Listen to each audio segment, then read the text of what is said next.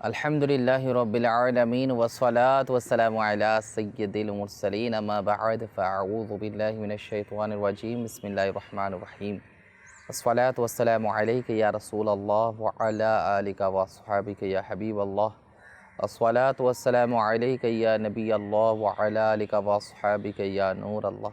প্রিয় প্রিয় ইসলামী ভাইরা, মাদানী চ্যানেলের দর্শক শ্রোতা, মাদানী চ্যানেলের ধারাবাহিক অনুষ্ঠান উৎসাহ প্রদান আবার হাজির হয়েছি। ইনশাআল্লাহ তাআলা একটা বিষয় নিয়ে আপনাদের সম্মুখে আলোচনা করার চেষ্টা করব আল্লাহ তাআলার সন্তুষ্টির জন্য। আপনারাও আল্লাহ তাআলার সন্তুষ্টির জন্য ভালো ভালো নিয়ত করুন। নবী করিম রফুর রাহিম রহমাতুল্লিল আলমিন হুজুর পাক সাল্লাল্লাহু আলাইহি ওয়াসাল্লামের উপর দরুদ শরীফ পাঠ করার অসংখ্য ফজিলাত এবং বারাকাত রয়েছে। নবী পাক সাল্লাল্লাহু আলাইহি ওয়াসাল্লাম ইরশাদ ফরমান, তোমরা দরুদে পাক পাঠ করো, এই দরুদে পাক তোমাদের জন্য পুল সিরাতের নূর হবে। নবী পাক সাল্লাল্লাহু আলাইহি ওয়াসাল্লামের উপর দরুদ শরীফ পাঠ করা তা পুল সিরাতের মধ্যে নূর হবে। আল্লাহু আকবার। যে নূরের যদি আমাদের নসিব হয়ে যায় তাহলে আমরা সহজভাবে পুল সিরাত পার হতে পারবো আল্লাহ তাআলা যদি চাই, ইনশাআল্লাহ তাআলা।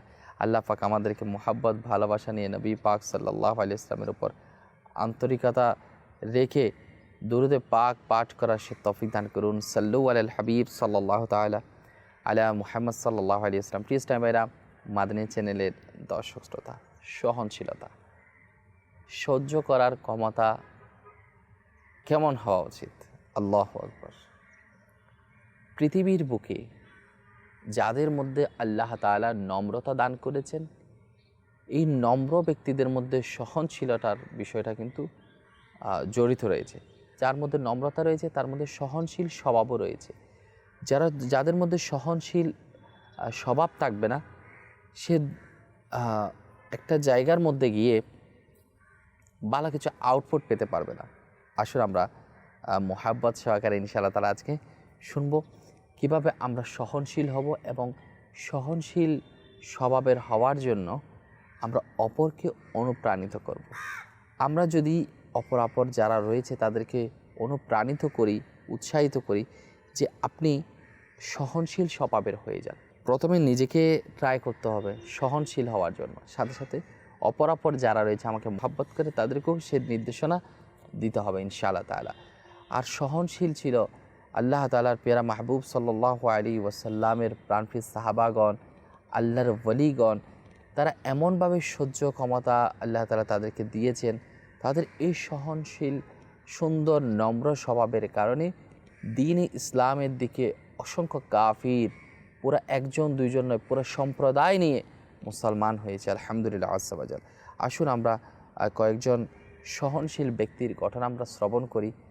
আজকে আমরা যখন কেউ আমাদেরকে কিছু বলে দেয় তো আমরা রাগ করি, যখন আমরা কষ্ট পাই তখন আমরা মানুষকে উল্টা পাল্টা বলে ফেলি, কিংবা দেখা যাচ্ছে আমাদেরকে কেউ কষ্ট দিয়েছে সেটা আমরা বুকের মধ্যে ধারণ করে আমরা তার ব্যাপারে খারাপ ধারণায় গীবতের বশীভূত হয়ে তার সম্মানহানি করার চেষ্টা করি। আল্লাহ ওই সমস্ত ব্যক্তিবর্গকে হেফাজত করুক, আমাকে আপনাকে হেফাজত করুক।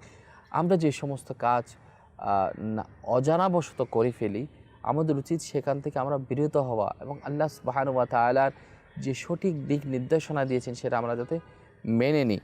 যেমন কয়েকটা ঘটনা আপনাদেরকে না বললেই নয়, কেমন সহনশীল ছিল আল্লাহ ওয়ালাগণ। কোনো ব্যক্তি আমিরুল মুমিনিন হযরতে সাইয়্যিদনা উমর বিন আব্দুল আজিজ রাদিয়াল্লাহু তাআলা আনহুর ব্যাপারে কঠোর ভাষায় কথা বলল। তিনি মাথা ঝুঁকিয়ে দিলেন এবং বললেন, তুমি কি এটা চাও যে আমার রাগ আসুক এবং শয়তান আমাকে অহংকার এবং রাজত্বের অভিমানে নিমজ্জিত করুক? আমি তোমাকে জুলুমের নিশানা বানাই এবং কিয়ামতের দিনে তুমি আমার কাছ থেকে সেটার বদলা নাও? আমার দ্বারা সেটা কখনোই হবে না। এটা বলে তিনি চুপ হয়ে গেলেন। দেখেন, কঠোর ভাষা প্রদর্শনকারীর সাথে ওমর বিন আব্দুল আজিজ রাদিয়াল্লাহু তাআলা আনহু কি সহনীয় স্বভাবের নম্রতা প্রদর্শন করে কি সুন্দর দিক নির্দেশনা তাকে শুনিয়ে দিলেন। যেখানে শয়তান আক্রমণ করবে সেখানে শয়তানকে শেষ করে দেওয়ার জন্য এই যে উক্তি ওমর বিন আব্দুল আজিজ রাদিয়াল্লাহু তাআলা আনহু করলেন, এটা তো শয়তান সইতে পারে না। তা আমাদের উচিত আমরা যাতে একটু সহনীয় হই। আচ্ছা, আরও কিতাবের মধ্যে আসছে কোনো ব্যক্তি হযরত সালমান ফার্সি রাহমাতুল্লাহ আলাইহি গালি দিল।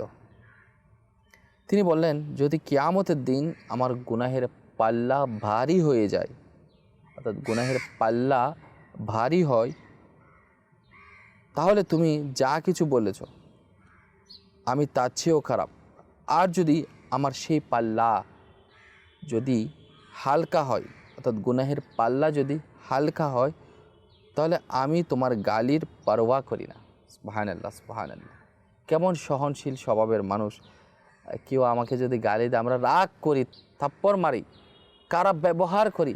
সালমান ফার্সি রাহমাতুল্লাহ আলাইহি কেমন সুন্দর শোভনীয় আচরণ ইনি করেছেন। আল্লাহু আকবার, আল্লাহু আকবার। কোনো এক ব্যক্তি হযরতে শাফি রাহমাতুল্লাহ আলাইহিকে গালি দিল। তিনি বললেন, যদি তুমি সত্য বলে থাকো তাহলে আল্লাহ পাক আমাকে ক্ষমা করুক, আর যদি তুমি মিথ্যা বলে থাকো তাহলে আল্লাহ তাআলা তোমাকে ক্ষমা করুক। কেউ গালি দিল আর তার সাথে কঠোরতা অবলম্বন না করে, সেটা সহ্য করে সহনশীল স্বভাবের হয়ে আল্লাহ তাআলার দরবারে দোয়া করা তার জন্য এবং নিজের জন্য, কতই না সুন্দর আচরণ আমাদের বুজুর্গানে দিন, বিশেষ করে আম্বিয়ে কেরাম, সাহাবায়ে কেরাম, আউলিয়ে কেরাম ইনাদের মধ্যে ছিল।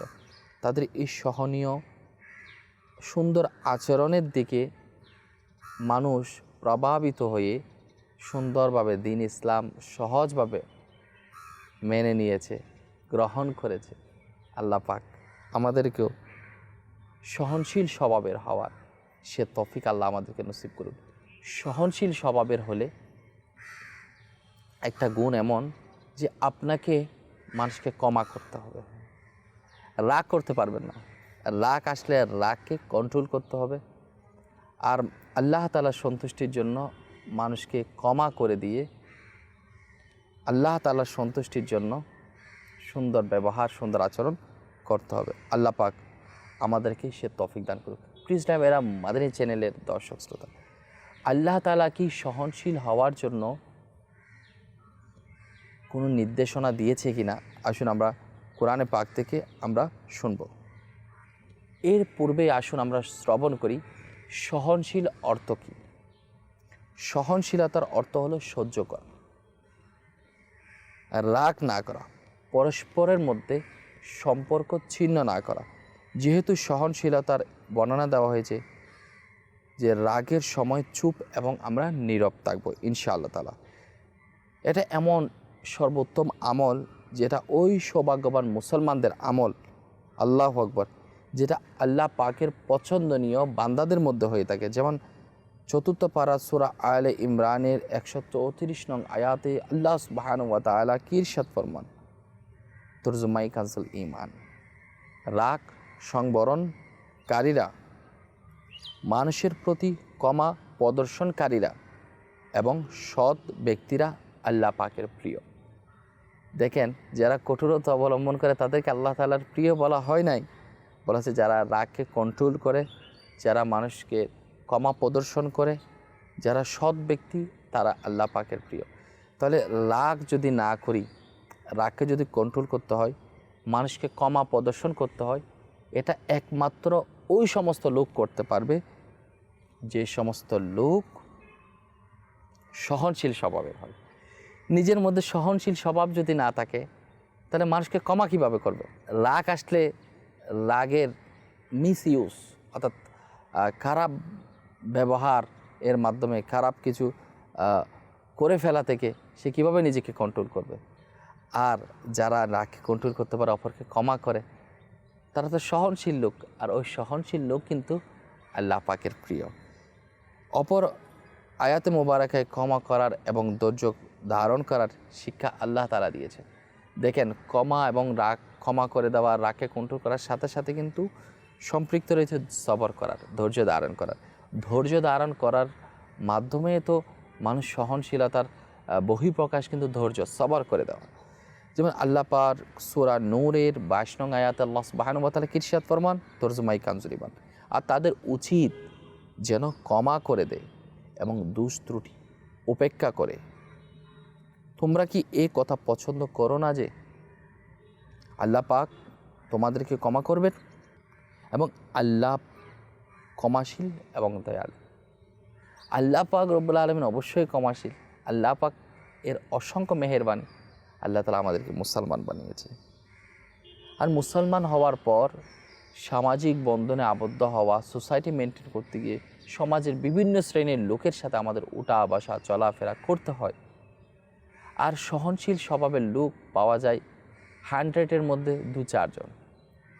আর যারা সহনশীল স্বভাবের হয়ে থাকে তাদেরকে সবাই পছন্দ করে। আমরা নিজেও সহনশীল হই এবং পরিবারবর্গ, নিজের অধীনস্থদেরকে আমরা উৎসাহিত করি তারাও যাতে সহনশীল স্বভাবের হয়, কষ্ট পেলে মানুষকে ক্ষমা করে দেয়, যদি রাগ চলে আসে আর রাগকে কন্ট্রোল করে, কষ্ট পাওয়ার পর যাতে সবর করে। আসুন প্রিয় ইসলামেরা, মাদানী চ্যানেলের দর্শক শ্রোতা, আমরা শুনি শয়তান আসলে চায়টা কি? শয়তান কি চায়? শয়তান চায় আমরা পারস্পরিক ভ্রাতৃত্বের বন্ধনে অটুট না থেকে ভ্রাতৃত্বের বন্ধন আমরা ছিন্ন করি। শয়তান চায় একে অপরকে ক্ষমা না করি। শয়তান চায় আমরা অপর ব্যক্তিকে দয়া প্রদর্শন না করি। শয়তান আসলেই মানুষের প্রকাশ্য শত্রু। যেমন আল্লাহ পাক ইরশাদ ফরমান 15 পারা সূরা বানী ইসরাইলের 53 আয়াত, তরজমাই কানজুল ঈমান, নিশ্চয় শয়তান পরস্পরের মাঝে ফাসাদ সৃষ্টি করে। নিশ্চয় শয়তান মানুষের প্রকাশ্য শত্রু। শয়তান হচ্ছে মানুষের প্রকাশ্য শত্রু। আল্লাহ পাক কোরআনে পাকের মধ্যে জানিয়ে দিয়েছেন। আর আল্লাহ পাক ক্ষমা করুক, আমরা কিভাবে সেই শয়তানের পদাঙ্ক অনুসরণ করব? তো কিতাবে এটাও বলে দিয়েছে তোমরা শয়তানের পদাঙ্ক অনুসরণ করো না। তো আমরা জানার পর শয়তান প্রকাশ্য শত্রু হওয়ার পরেও শয়তান যেই দিকে দিক নির্দেশনা দিচ্ছে খারাপের দিকে, আমরা সেটা কেন মাথা ঝুঁকিয়ে মেনে নিব? আমরা কখনোই সেটা মেনে নিব না। আমরা চেষ্টা করব সর্বোচ্চ শয়তানের বিরুদ্ধে লড়াই করার জন্য, মানুষের বিরুদ্ধে নয়, মুসলমানের বিরুদ্ধে নয়, ঈমানদারের বিরুদ্ধে নয়, সহনশীল স্বভাবের হয়ে যায়। দেখেন প্রিয় ইসলামেরা, মাদানী চ্যানেলের দর্শক শ্রোতা, পারিবারিকভাবেও কিন্তু আপনি হয়তো অনেক কষ্ট পেয়েছেন। হয়তো নিজের স্ত্রী থেকে, পরিবারের ভাই থেকে, বোন থেকে, মা বাবা থেকে কোনো না কোনো কারণে একটু গরমিল হতেই পারে। সব কিছু আপনার পক্ষে কিংবা আপনার সাপোর্টে কিংবা আপনার মতো করে হবে এমনটা না, অত একটু এদিক সেদিক হতেই পারে সংসার লাইফে, সোসাইটির মধ্যে, আপনার যেখানে ব্যবসায়ী রয়েছেন ব্যবসায়ী মহলে। তাই বলে কি আপনি রাগ করে থাকবেন? রাগ তো হারাম। রাগ কখন হারাম? স্বাভাবিকভাবে মানুষের মধ্যে রাগ আসবে, সে রাগকে যখন খারাপ ব্যবহার করা হয় তখন সে রাগটা কিন্তু হারাম। আর রাগের বশীভূত হয়ে মানুষ নিজের ঈমানকে বরবাদ করে দেয়, সব কিছু বরবাদ করে দেয়, এমনও লোক সমাজের মধ্যে পরিলক্ষিত হয়। তো চেষ্টা করব আমরা শয়তানের পদাঙ্ক অনুসরণ না করে রাগকে কন্ট্রোল করার জন্য। বলা হচ্ছে সবচেয়ে বড় বীর কে? বুখারী শরীফের মধ্যে আসছে যে কুস্তিতে পরাজিত করে ফেলা, কাউকে কুস্তি ধরে পরাজিত করে ফেললো, তাহলে সে বড় বীর নয়। বড় বীর হচ্ছে সেই, বড় শক্তিশালী হচ্ছে সেই যে রাগের সময় রাগকে কন্ট্রোল করতে পারে। প্রিয় স্টাইভাইরা, মাদানী চ্যানেলের দর্শক শ্রোতা, আমরাও চেষ্টা করি নিজের রাগকে কন্ট্রোল করার জন্য। ক্ষমা মার্জনার ফজিলত আমাদের জানা উচিত এবং সবরের ফজিলত জানা উচিত এবং সেগুলোর উপর আমল করা উচিত। শয়তান যে খারাপ জিনিসটা চায় সেটা থেকে আমরা বিরত থাকব। আল্লাহ পাক আমাদেরকে ক্ষমা করুক, নিজে ক্ষমা করার, অপরকে ক্ষমা করানোর, এর প্রতি লক্ষ্য রাখার আল্লাহ আমাদের সে তৌফিক দান করুক। সহনশীল এবং মানুষকে ক্ষমা করার স্পৃহা সৃষ্টি করার জন্য কয়েকটা ফজিলত আপনাদের সম্মুখে উপস্থাপন করার আমি চেষ্টা করব।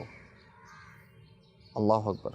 মুজামে আওসাতের মধ্যে আসছে, নবী করিম রফুর রহিম রসুল পাক সাল্লাল্লাহু আলাইহি ওয়াসাল্লাম ইরশাদ করেন, 3টি বৈশিষ্ট্য যে ব্যক্তির মধ্যে থাকবে আল্লাহ পাক কিয়ামতের দিন তার হিসাব খুবই সহজ করে দিবেন, অর্থাৎ সহজভাবে নেবেন এবং তাকে আপন অনুগ্রহে জান্নাতে প্রবেশ করাবেন। সুবহানাল্লাহ, সুবহানাল্লাহ। আসলে আপনি কি চান, আমি কি চাই যে আল্লাহ পাক আমাকে আমাদের হিসাব নিকাশ সহজ করে দিক, আমরা তো বিনা হিসেবে মাগফিরাতের প্রত্যাশী। হ্যাঁ, অবশ্যই। আর আল্লাহ পাকের অনুগ্রহে জান্নাতে প্রবেশ করতে কে না চায়।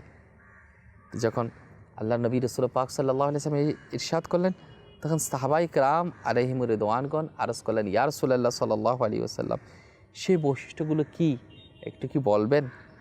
তারপর আল্লাহ নবী রাসূল পাক সাল্লাল্লাহু আলাইহি ওয়াসাল্লাম বললেন, নাম্বার 1, যে তোমাকে বঞ্চিত করে তুমি তাকে দান করো। নাম্বার 2, যে তোমার সাথে সম্পর্ক ছিন্ন করে তুমি তার সাথে সম্পর্ক বজায় রাখো। নাম্বার 3, যে তোমাকে জুলুম করে তুমি তাকে ক্ষমা করে দাও। দেখুন প্লিজ টাইমের মাদানী চ্যানেলের দর্শক শ্রোতা, মানুষকে ক্ষমা করা সে মহৎ গুণ আজ কয়জনের মধ্যে রয়েছে? সম্পর্ক যদি কেউ ছিন্ন করে তাহলে সম্পর্কটা বজায় রাখা, আরে আমি ছোটো হতে যাব কেন, এই জিনিসটা কিন্তু কাজ করে। কেউ আমার পক্ষ থেকে না, কেউ সম্পর্ক ছিন্ন করলো তার সাথে সম্পর্ক বজায় রাখা।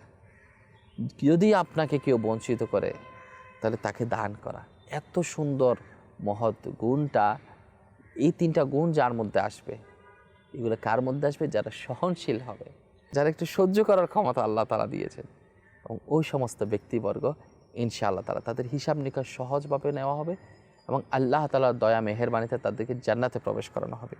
নবী পাক সাল্লাল্লাহু আলাইহি ওয়াসাল্লামের আরও কিছু ফরমান আমরা শুনি, যেটা তারিখে মদিনা দামেস্কের মধ্যে আসছে। নবী সাল্লাল্লাহু আলাইহি ওয়াসাল্লাম ইরশাদ ফরমান, জ্ঞান অর্জন করা দ্বারা আসে, সহনশীলতা কষ্ট সহ্য করা দ্বারা সৃষ্টি হয়ে থাকে। যে মঙ্গল অর্জন করার চেষ্টা করে তাকে কল্যাণ দেওয়া হয়, যে মন্দ থেকে বাঁচতে চায় তাকে বাঁচিয়ে রাখা হয়। চেষ্টা আমাকে করতে হবে। সুবহানাল্লাহ, সুবহানাল্লাহ। নবী পাক সাল্লাল্লাহু আলাইহি ওয়াসাল্লামের ইরশাদ হচ্ছে 5টি কাজ আম্বিয়া কেরামের সুন্নত, এর মধ্যে একটি হলো সহনশীলতা।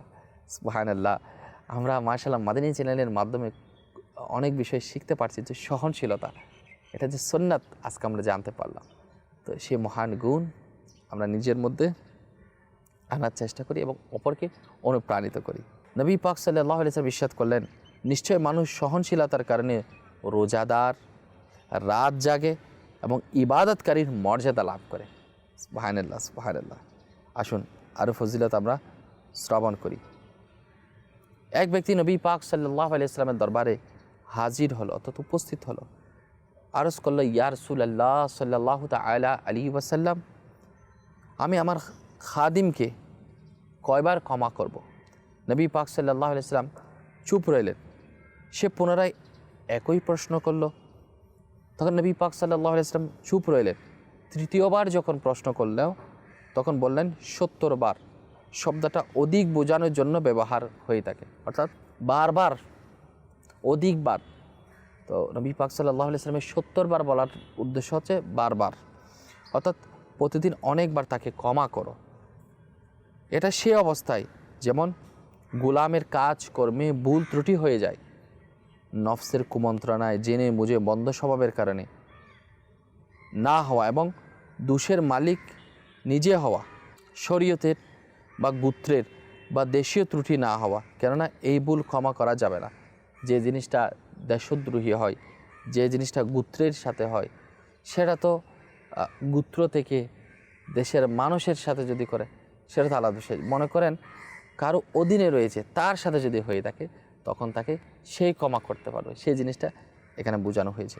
আল্লাহ পাক রব্বুল আলামিন আমাদেরকে দয়া করুক, যাতে আমরা সহনশীল হৃদয়ের, সহনশীল মনোভাব আল্লাহ আমাদেরকে নসিব করে।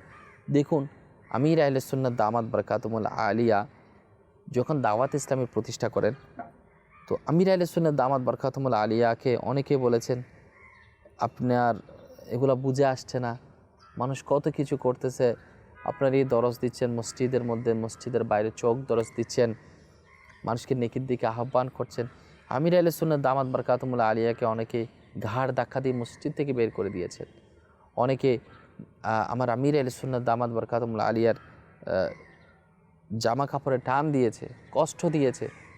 আমির আহলে সুন্নাত দামাত বরকাতুহুল আলিয়া যদি সহনশীল হৃদয়ের না হয়ে যদি সেখান থেকে পিছপা হতেন, তাহলে এই সুন্দর দিন ইসলামের সুন্দর পরিবেশ, মাদানী পরিবেশ, যেটা বর্তমানে মাদানী চ্যানেল আমরা দেখতে পাচ্ছি, মাদানী কাফেলার মাধ্যমে দরস বয়ানে মোবাল্লিকদের কাছ থেকে যে সুবাস দিন ইসলামের আমরা পাচ্ছি, সেটাকে আজকে আমরা পেতাম।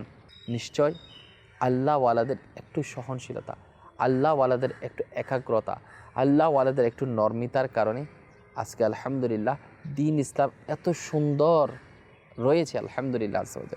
তো আমরাও চেষ্টা করব নিজে সহনশীল হওয়ার জন্য এবং অপরাপরে যারা রয়েছে তাদেরকে সহনশীল হওয়ার জন্য তাগিদ দেওয়া, উৎসাহিত করা, অনুপ্রাণিত করা।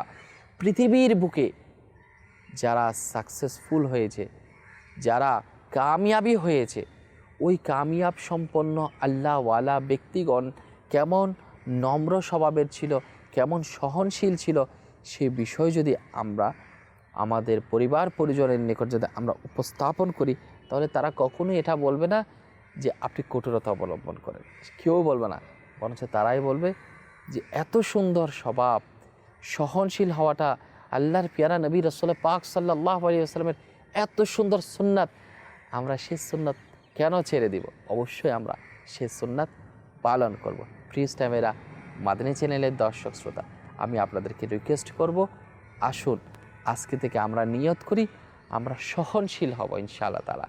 আমরা কারো বিরুদ্ধে আচরণ করা, কারো বিপক্ষে যাওয়া, দুনিয়াবি কারণে কারোর সাথে বিরোধিতা করা, দুনিয়াবি কারণে কারোর সাথে মনোমালিন্যের দিকে যাওয়া, এগুলা থেকে বিরত থেকে চেষ্টা করব আমরা সহনশীল হয়ে সুন্দর আচরণ এমনভাবে নিজের মধ্যে প্রস্ফুটিত করি যাতে আপনার সুন্দর ব্যবহার, সুন্দর আখলাক দেখে মানুষ দিন ইসলামের সুন্দর রূপরেখা খুঁজে বের করার জন্য চেষ্টা করে এবং যে মানুষটা আপনার সাথে শত্রুতা পোষণ করছে সেই মানুষটা যাতে ভালো আচরণকারী হয়ে যায়। আল্লাহ সুবহানাহু ওয়া তাআলা আমাকে, আপনাকে, সবাইকে সহনশীল নম্রতার মতো মহান সুন্নাত আল্লাহ আমাদেরকে নসিব করুন ইনশাআল্লাহ তাআলা। মাদানী চ্যানেলের সাথেই থাকুন, আগামী পর্বে আপনাদের সাথে আবারও দেখা হবে। ভালো থাকুন, সুস্থ থাকুন, মাদানী চ্যানেল দেখতে থাকুন। সাল্লু আলাল হাবিব সাল্লাল্লাহু তাআলা আলা মুহাম্মদ সাল্লাল্লাহু তাআলা আলাইহি ওয়াসাল্লাম।